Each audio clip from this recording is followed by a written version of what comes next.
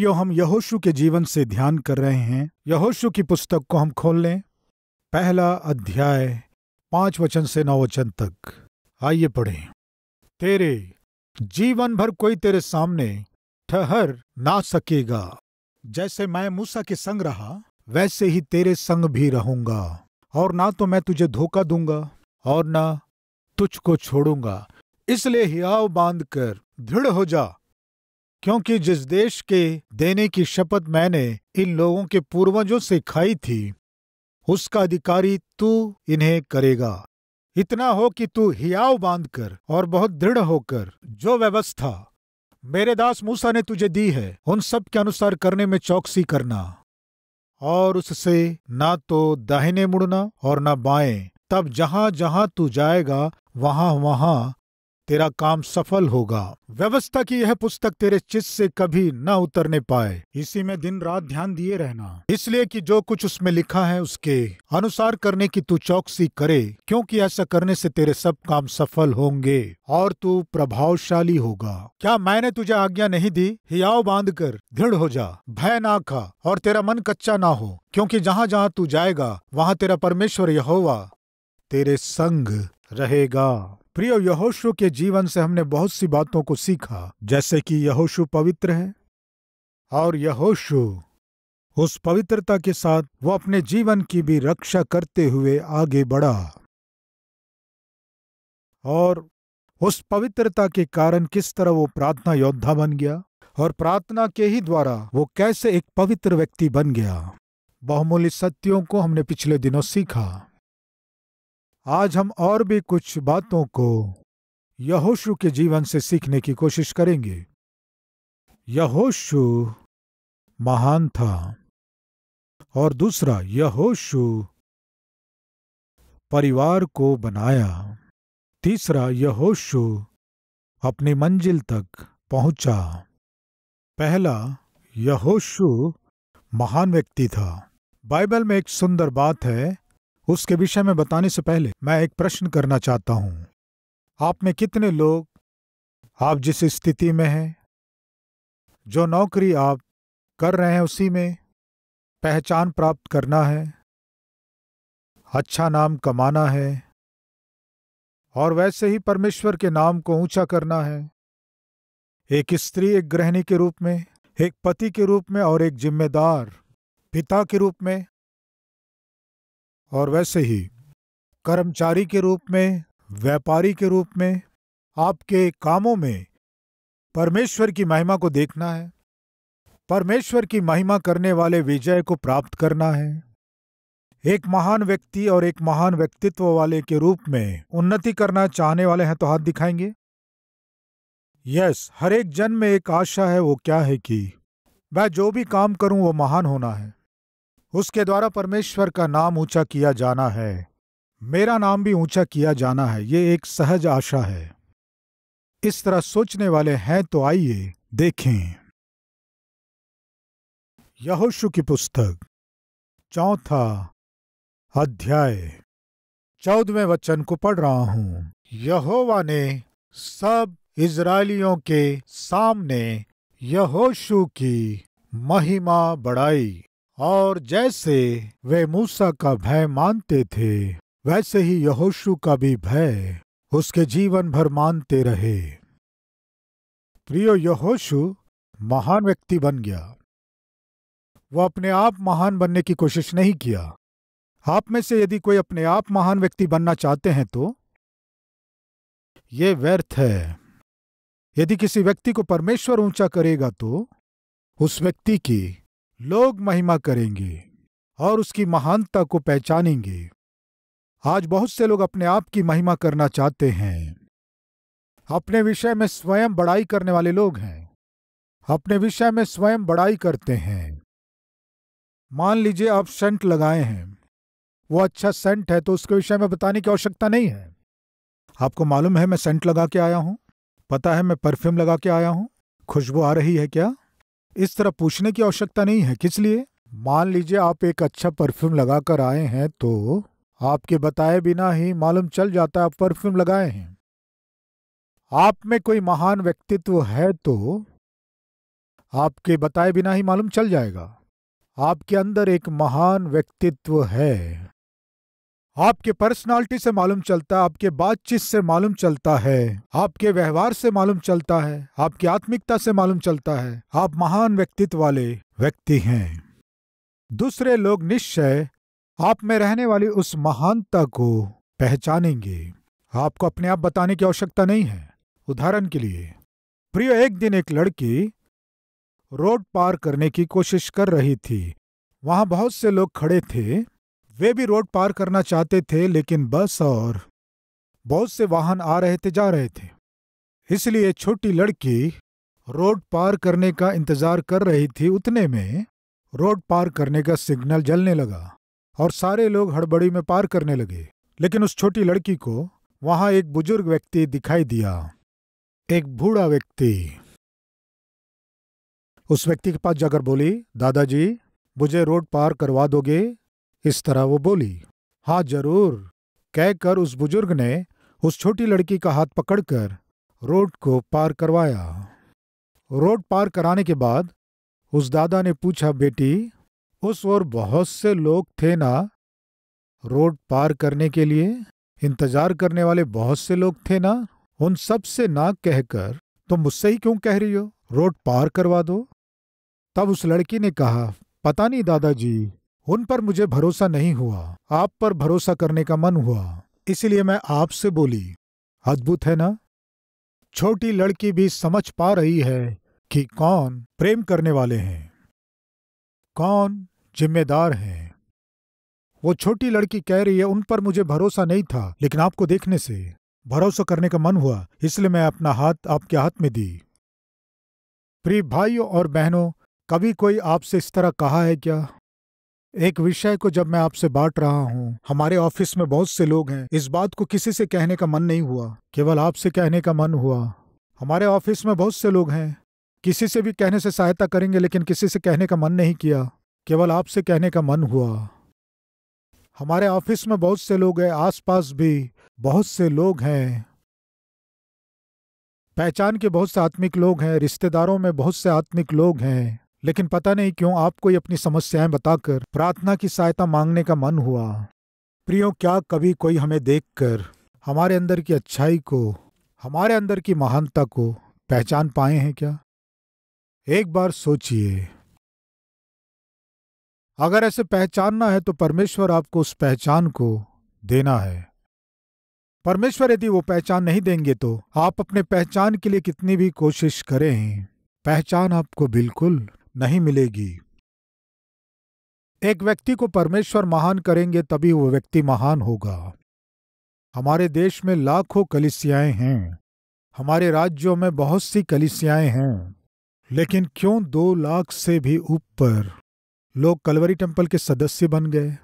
क्यों इतने लाखों लोग हर रविवार को प्रभु के भवन में आ रहे हैं? प्रियो, एक सेवक को या किसी कलीसिया को परमेश्वर महान करेंगे तो ही वो महान किया जाएगा। हमारा कलवरी टेम्पल परमेश्वर की महिमा करने वाली कलीसिया है, इसलिए परमेश्वर के नाम को ऊंचा करने वाली कलीसिया है, इसलिए परमेश्वर इस कलीसिया को महान कर रहे हैं, ऊंचा कर रहे हैं।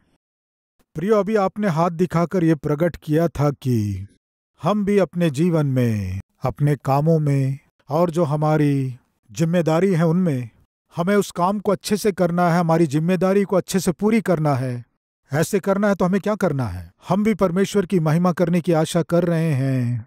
अगर हमें भी परमेश्वर की महान रूप से महिमा करना है तो हमें क्या करना है? प्रियो, इसका उत्तर है यहोशू की पुस्तक 3 अध्याय 7वां वचन। तब यहोवा ने यहोशू से कहा, आज के दिन से मैं सब इजरायलियों के सम्मुख तेरी प्रशंसा करना आरंभ करूंगा, जिससे वे जान ले कि जैसे मैं मूसा के संग रहता था वैसे ही मैं तेरे संग भी हूं। यहोशू, मैं तुम्हें महान करूंगा। एक व्यक्ति यदि महान बनना है तो उसके संग परमेश्वर रहना है। परमेश्वर आपके संग ना रहकर, परमेश्वर की सहायता पाए बिना आप अपने जीवन में कोई भी सफलता नहीं पा सकते। यदि घर यहोवा ना बनाए तो बनाने वाले का परिश्रम व्यर्थ है। यदि नगर की रक्षा यहोवा ना करे तो पहरुओं का जागना व्यर्थ है। प्रियो, ये बात सत्य है। आपको एक महान व्यक्तित्व वाले बनना है तो परमेश्वर आपके संग होना है। आपको यदि अपने जीवन में जय पाना है और बहुत से लोग आपके जय को देखना है तो परमेश्वर की सहायता आपको चाहिए। परमेश्वर यहोशू से कह रहे हैं, जैसे मैं मूसा के संग रहा वैसे ही मैं तेरे संग भी रहूंगा। यदि मैं तेरे संग रहूंगा तो मैं तुझे बहुतों के सामने महान करूंगा। एक और बार हम पढ़ेंगे, मैं सब इज़राइलियों के सम्मुख तेरी प्रशंसा करना आरंभ करूंगा। प्रिय, परमेश्वर की आशा क्या है? हम सबको आशीष देना है। परमेश्वर की आशा क्या है कि हम सब अच्छे व्यक्तित्व वाले आत्मिक व्यक्ति के रूप में जीना है। हमारे चारों ओर के लोगों के बीच परमेश्वर हम सब की प्रशंसा करना चाहते हैं, हमारी महिमा करना चाहते हैं। यहोवा जिनका परमेश्वर है वे धन्य हैं। ऐसी धन्यता प्रियो संसार के लोग देखना चाहते हैं। मलाकी की पुस्तक 3 अध्याय और उसके 12वें वचन में देखते हैं, मलाकी 3 उसका 12, तब सारी जातियां तुमको धन्य कहेंगी क्योंकि तुम्हारा देश मनोहर देश होगा। सेनाओं के यहोवा का यही वचन है। मैं तुम्हें आशीष दूंगा, मैं तुम्हें ऊंचा करूंगा। कैसे करेगा वो भी है, देखेंगे। आइए 3 अध्याय 10 वचन से, सारे दशमांश भंडार में ले आओ कि मेरे भवन में भोजन वस्तु रहे। और सेनाओं का यहोवा यह कहता है कि ऐसा करके मुझे परखो कि मैं आकाश के झरोखे तुम्हारे लिए खोलकर तुम्हारे ऊपर अपरंपार आशीष की वर्षा करता हूं कि नहीं। मैं तुम्हारे लिए नाश करने वाले को ऐसा घुड़कूंगा कि वह तुम्हारे भूमि की उपज नष्ट न करेगा और तुम्हारी दाख लताओं के फल कच्चे न गिरेंगे। सेनाओं के यहोवा का यही वचन है। कब जब फसल अच्छी होती है तब, कब जब आप अपने परिश्रम का फल पा लेते हैं तब। हम में बहुत से लोग आज क्या कहते हैं जानते हैं? हम बहुत परिश्रम कर रहे हैं लेकिन कुछ भी फायदा नहीं हो रहा है। बहुत सा लागत लगा रहे हैं लेकिन 1 रुपए भी बचता नहीं है। कई वर्षों से नौकरी कर रहा हूं लेकिन प्रमोशन नहीं मिल रहा है। वेतन बढ़ेगा आशा कर रहा हूं लेकिन वेतन नहीं बढ़ रहा है। पता नहीं क्यों मेरा जीवन पिछले 5 सालों से, 10 सालों से, 11 सालों से किसी बदलाव के बिना जैसा था वैसा ही हूं। मेरा जीवन निचली दशा में है। इस तरह अपने जीवन में सोचने वाले बहुत से लोग हैं, लेकिन परमेश्वर कह रहे हैं, तुम्हारे फसलों को नष्ट करने वाले कीड़ों को मैं नाश करूंगा। तुम्हारे फसल को नाश ना करे। तुम्हारे परिश्रम को जो नष्ट कर रहे हैं उसे मैं नाश करूंगा, जिसके फलस्वरूप जो प्रयास तुम कर रहे हो उसका प्रतिफल पा सको।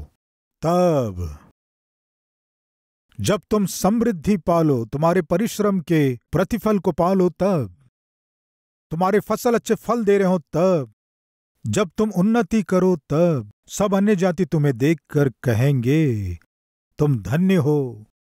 यहोवा की उपासना करने वाले तुम धन्य हो। अन्य जातियों के सम्मुख मैं तुम्हें धन्य करूंगा।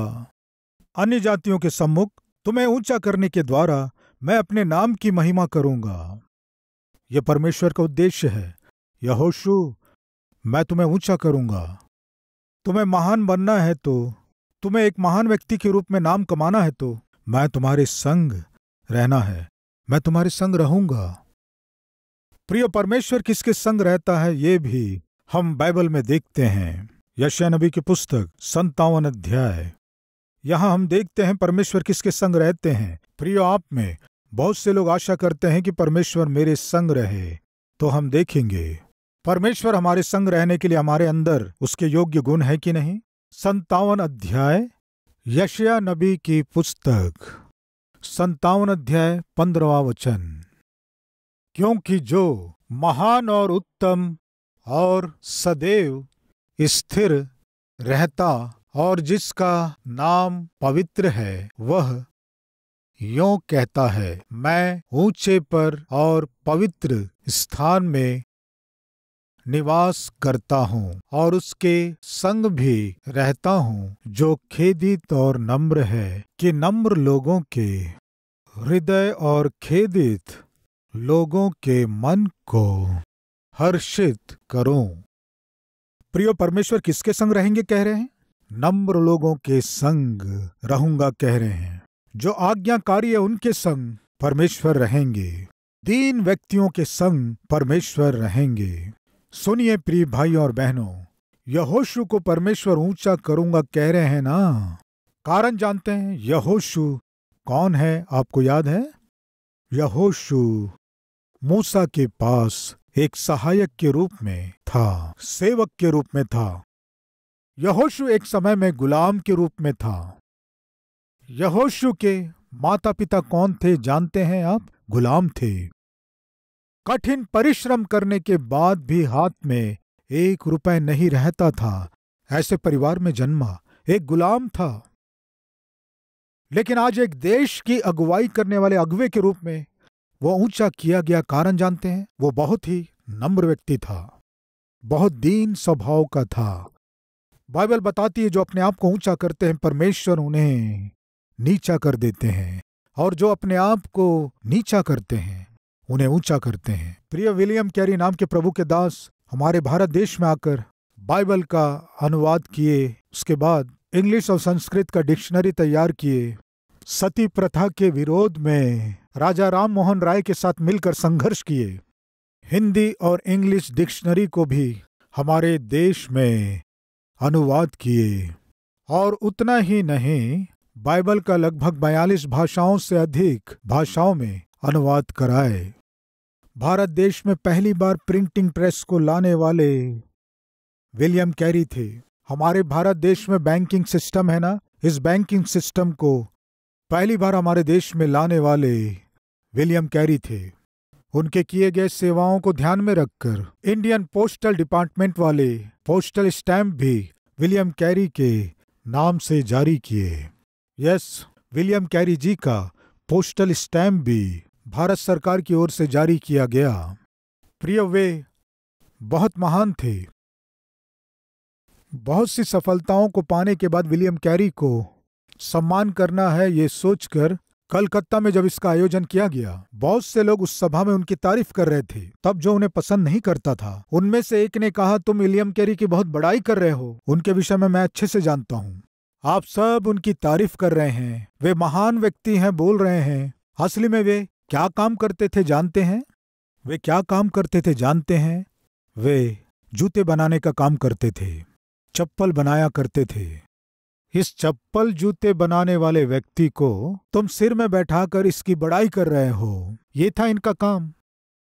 प्रियो, इस तरह जब सब उनका आदर करते हुए उनका सम्मान कर रहे थे, तो ये व्यक्ति उठकर विलियम कैरी के विषय में नीचा करके बात किया। सबके बोल लेने के बाद विलियम कैरी जी सबको अभिनंदन करके बोले, आपसे एक विशेष विनती है। वो क्या है कि हमारे प्रिय भाई मेरे विषय में मैं जूता बनाने वाला, चप्पल बनाने वाला हूँ, इस तरह बताए। उन्हें मेरे विषय में पूरी जानकारी नहीं है। मैं जूते या चप्पल बनाने वाला व्यक्ति नहीं हूँ। प्रियो, मैं फटे हुए चप्पल और पुराने जूतों पर पॉलिश करने वाला व्यक्ति था। मैं नए जूते बना सकूं ऐसा महान व्यक्ति नहीं था। प्रियो, आपको कुछ समझ में आया? ये जूते बनाने वाला है, चप्पल बनाने वाला है कहकर नीचा दिखाने से वे कह रहे हैं, मैं जूते बनाने वाला व्यक्ति नहीं हूं। फिर फटे हुए पुराने चप्पलों को सीलने वाला था। क्यों परमेश्वर विलियम कैरी को इतना महान किए जानते हैं? वे नम्र व्यक्ति थे। मान लीजिए आप अपने मित्र के साथ जा रहे हैं, आपका मित्र आपका परिचय कराते हुए, ये मेरा मित्र है, बीकॉम फर्स्ट क्लास है, इस तरह कहे समझो। ऑलरेडी आपका बीकॉम भी हो गया, एमकॉम भी हो गया, उसने नहीं बताया। बीकॉम फर्स्ट क्लास है जी, अरे बीकॉम नहीं एमकॉम हो गया है। थोड़ा सा हमारे डिग्री को कम करने से या हमारे विषय में नीचा करके बात करने से सह सकते हैं क्या? नहीं सह सकते हैं। मेरा फ्रेंड है जी, फलाने कंपनी में मैनेजर है, इस तरह मारकर मैनेजर नहीं पगले, सीनियर मैनेजर। यानी सह नहीं सकते हमारे बारे में यदि थोड़ा कम करके बताने से गुस्सा आ जाता है। प्रियो, जो अपने आप को ऊंचा करता है परमेश्वर क्या करते हैं? नीचा कर देते हैं। कृपया ध्यान दीजिए, हम में से कोई घमंड करने वाले हैं क्या? सावधान, नाश होने से पहले घमंड होता है। इस तरह बाइबल बताती है, महिमा पाने से पहले नम्रता होती है। प्रियो, यहोशू महान किया गया, इसका कारण जानते हैं? यहोशू अपने आप को दीन किया, इसलिए नम्र व्यक्ति के संग रहूंगा और उनके साथ निवास करूंगा, परमेश्वर ने कहा। आपके संग परमेश्वर नहीं रहेंगे तो आप महान व्यक्ति नहीं बन सकते। आपके संग परमेश्वर नहीं रहेंगे तो आप महान व्यक्तित्व को नहीं पा सकेंगे। आपके संग परमेश्वर नहीं रहेंगे तो आप अपने काम में पहचान नहीं पा सकेंगे। आप ऊंचे नहीं किए जाएंगे, आशीष नहीं पाएंगे। इस बात को ना भूलें।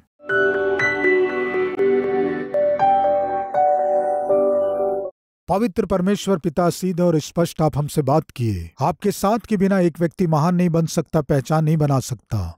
इसलिए इस वचन को सुनने वालों के संग आप रहिए। आप हमारे साथ रहकर हमारे करने वाले हर एक काम को सफल करके लोगों के बीच में हम आशीष पाए हुए के समान उन्नति कर सके, सहायता कीजिए। पिता, हम किसी योग्य नहीं हैं। यहोशू ने जो तरस पाया, पिता हमें भी पाना है। जैसे यहोशू अंतिम सांस तक भरोसे के साथ जिया, प्रतिज्ञा के देश में कदम रखा, ऐसा जीवन हमें दीजिए। पिता, आपको संपूर्ण रूप से हमेशा आज्ञाकारी रहें, ऐसा जीवन दीजिए। यीशु मसीह के नाम से मांगते हैं पिता, आमीन। प्रिय मित्रों, इस संदेश के द्वारा आप आशीष पाए हैं तो लाइक कीजिए, सब्सक्राइब कीजिए, शेयर कीजिए। इस संदेश के द्वारा आप कैसे आशीष पाए हैं कमेंट कीजिए। कल सुबह फिर मिलेंगे, तब तक के लिए शलोम।